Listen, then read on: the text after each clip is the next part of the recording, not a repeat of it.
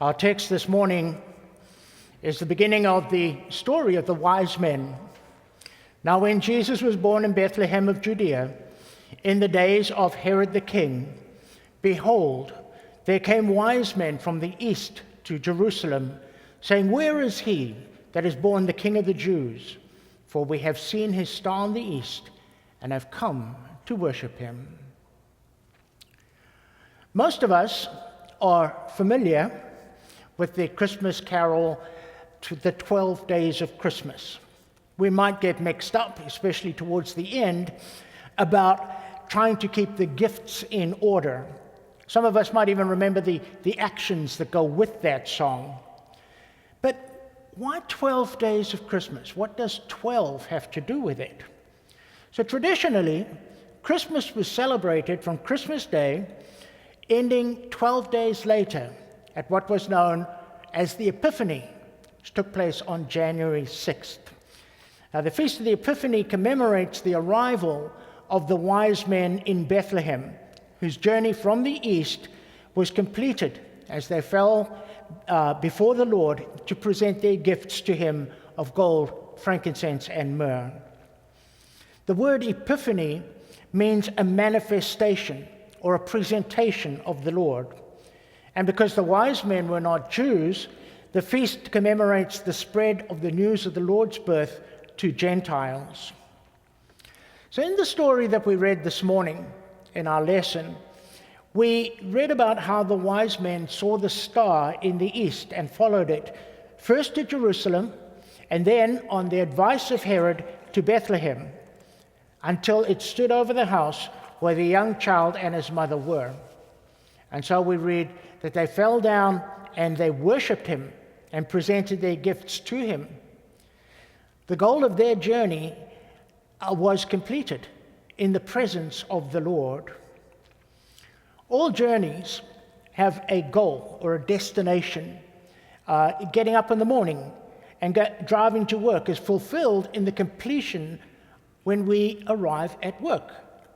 This is true of every journey, whether it's a long journey or a short journey, whether it's important or whether it's mundane. Every journey has a goal. And this, of course, was no less true of the wise men as it is for each one of us. So what was their goal when they set out to follow that star that led them to Bethlehem? And the Gospels, of course, give us answers to this.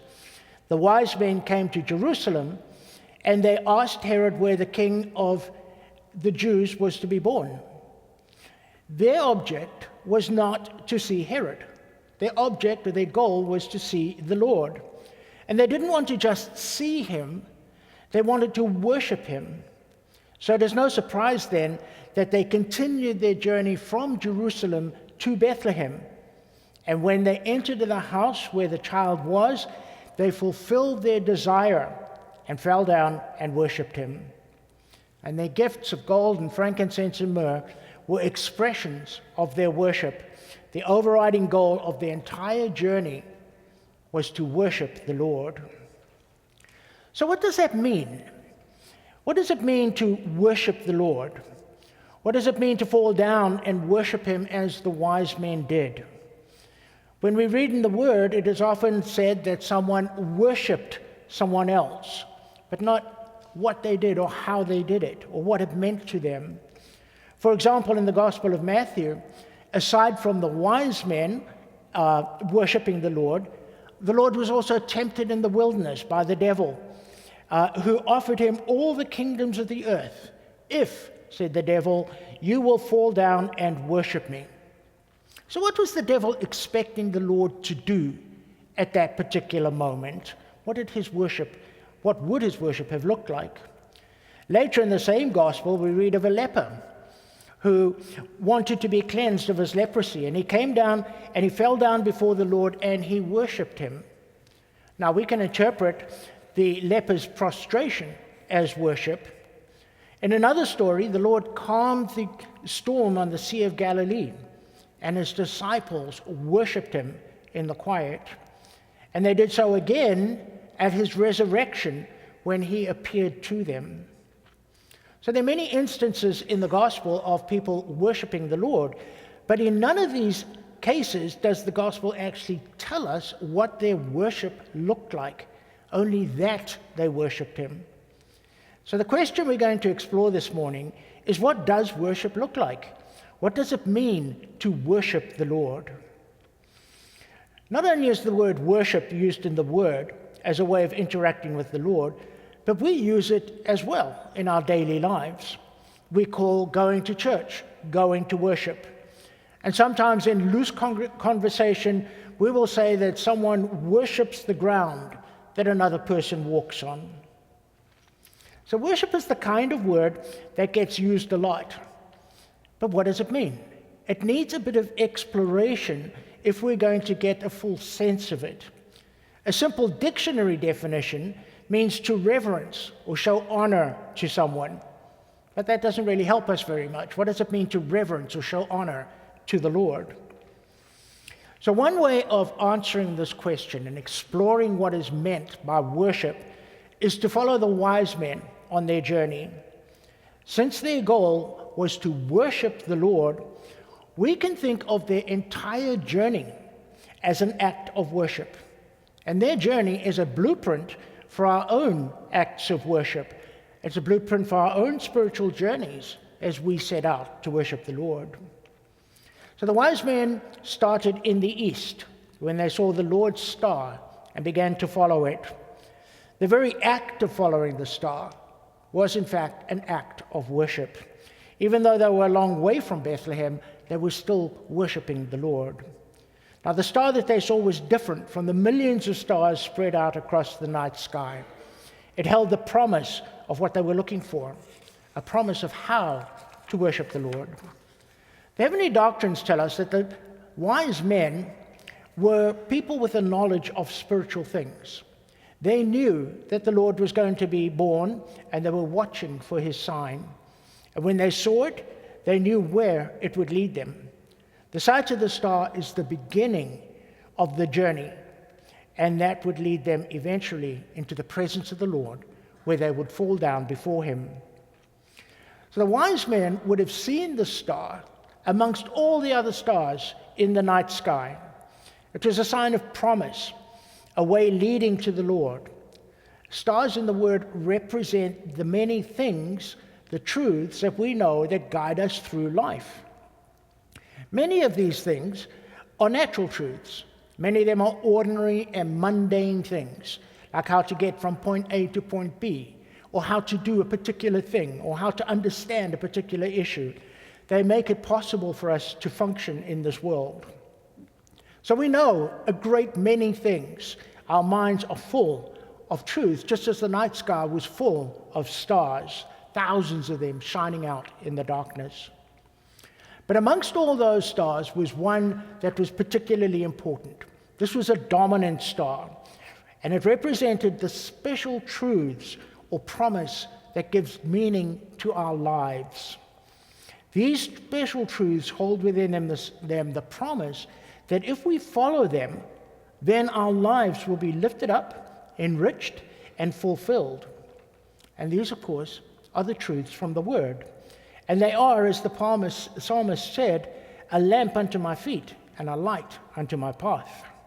For they guide us in our journey to the Lord.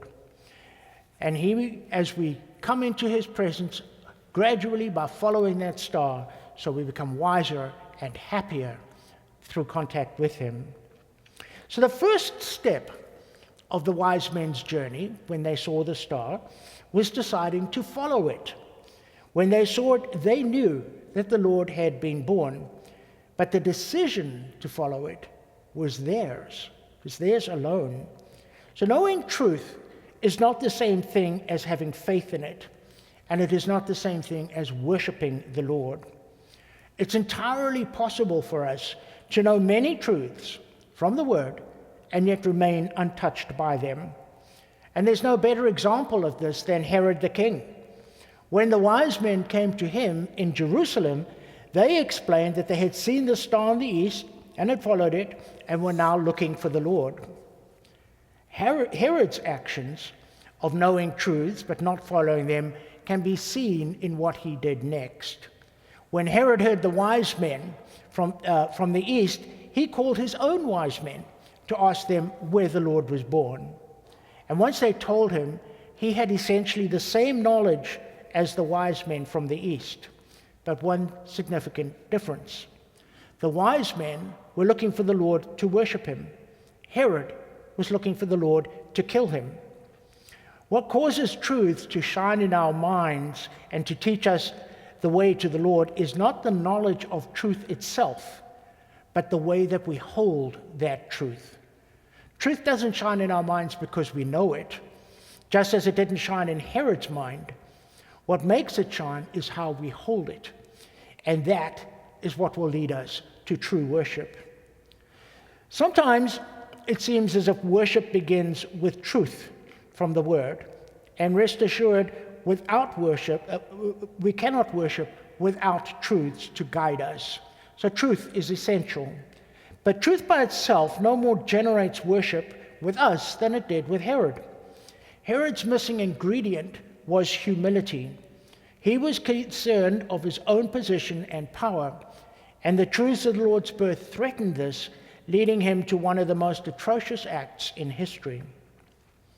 So the distinction with the wise men, then, is their intention to worship the Lord, to put the Lord first and themselves second, to lay aside all the things that they were doing and follow that star. And this requires an act of humility. The heavenly doctrines tell us that all worship must contain humility, and if separated from it, no adoration and so no worship is at all present. Humility is the recognition that of ourselves we are nothing and that the Lord is everything. When we're in that state of humility, the Lord's truths can guide our minds when we set them over the things that we hold to be true from our own experience. When we set them over things that interest us, over our favorite hobby horses, over our favorite topics. And when we do this, the truths of the Word begin to reorder the things that exist in our minds and change our perspectives. And we'll find that not only that, but they will also change our goals and our actions. Because as we submit ourselves and subordinate ourselves to the truth, so the truth brings things in our minds into harmony with the Lord. But of course, this doesn't all happen in a moment. The wise men's journey was long as they followed the star. And along the way, they faced perils, epitomized by Herod. Nevertheless, they continued. In the word, to journey means to progress along a way.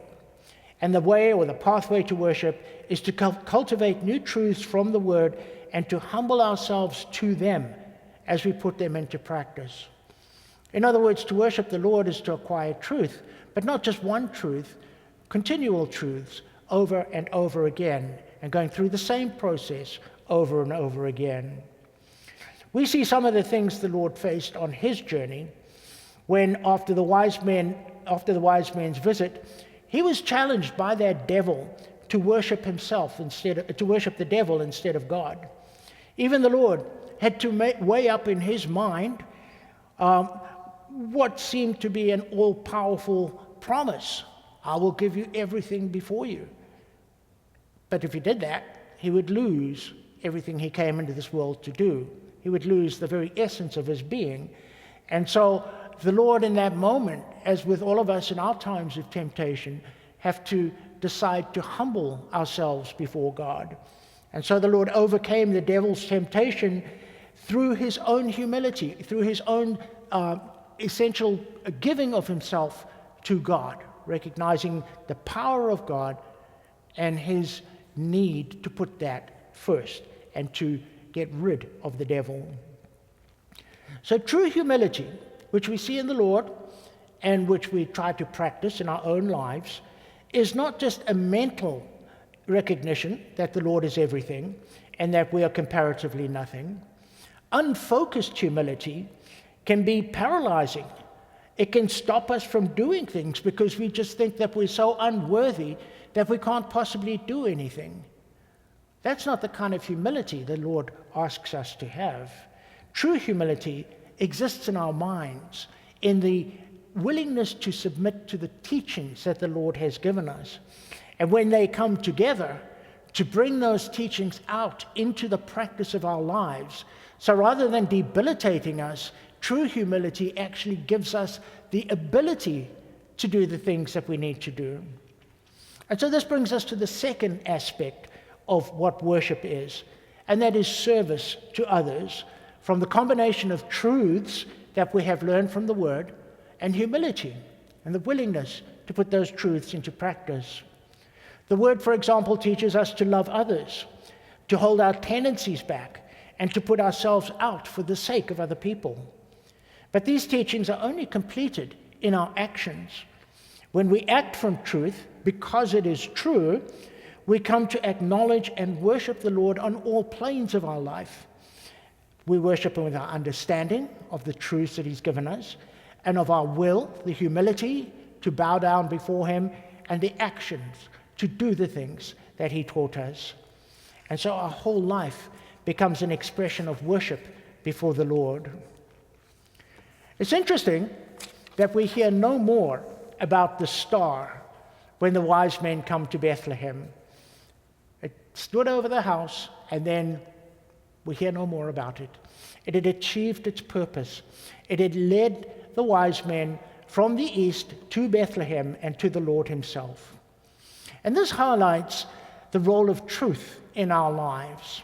If those stars represent truths in our lives that lead us through the course of our lives into states of true humility, then when we're in those true states of worship, when we're in that worship of life, which is everything in us, not simply a part or a moment in time, it's our whole being, then the truth has done its job.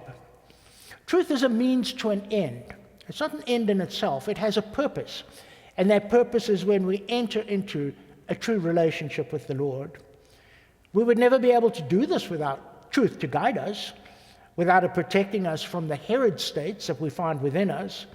The Word teaches us the humbling facts about ourselves so that we can prostrate ourselves before the Lord.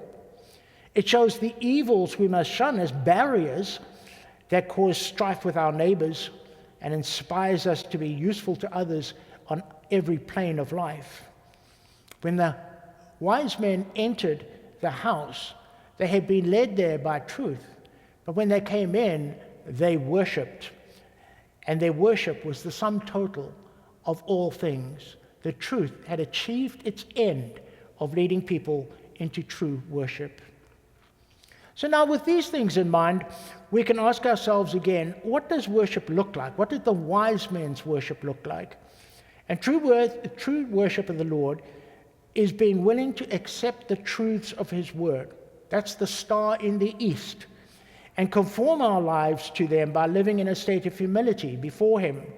That is the journey to Bethlehem. True humility rests in being willing to arrange our minds so that what the Lord teaches takes precedence over everything else, and it organizes the things in our minds. And then from that new perspective, worship also then is expressed in our actions, in the way that we love people, in the way that we impact our communities, how we do our jobs, and how we serve our friends and families, and even total strangers. All those things become acts of worship when we do them from the Lord. When the wise men returned back to their own country, if they were anything like the shepherds who had come before them in another story, they would have returned, glorifying God for all the things that they had heard and seen, as it was told unto them. The fulfillment of their goal of worshiping the Lord would have remained with them for the rest of their lives. And so it is with us. Each one of us is on a journey, and truths from the Word give us an epiphany.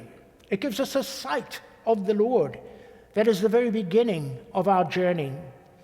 And when we come to the realization that from those truths, or because of those truths, we need to set things aside so that those truths might be superior in us and reign in our minds, as the wise men did, setting their lives aside to travel to Bethlehem.